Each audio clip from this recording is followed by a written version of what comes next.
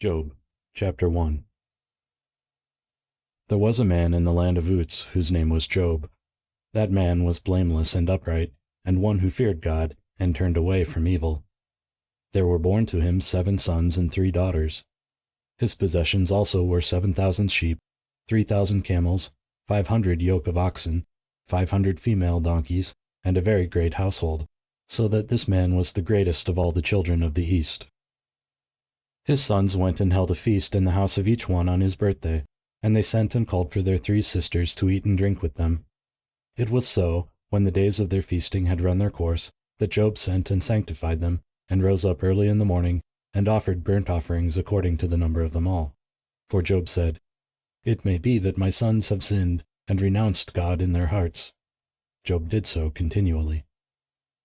Now on the day when God's sons came to present themselves before the Lord, Satan also came among them. The Lord said to Satan, "Where have you come from?" Then Satan answered the Lord and said, "From going back and forth in the earth, and from walking up and down in it." The Lord said to Satan, "Have you considered my servant Job? For there is no one like him in the earth, a blameless and an upright man, one who fears God, and turns away from evil." Then Satan answered the Lord and said, "Does Job fear God for nothing? Haven't you made a hedge around him, and around his house, and around all that he has on every side? You have blessed the work of his hands, and his substance is increased in the land. But stretch out your hand now and touch all that he has, and he will renounce you to your face." The Lord said to Satan, "Behold, all that he has is in your power. Only on himself don't stretch out your hand." So Satan went out from the presence of the Lord.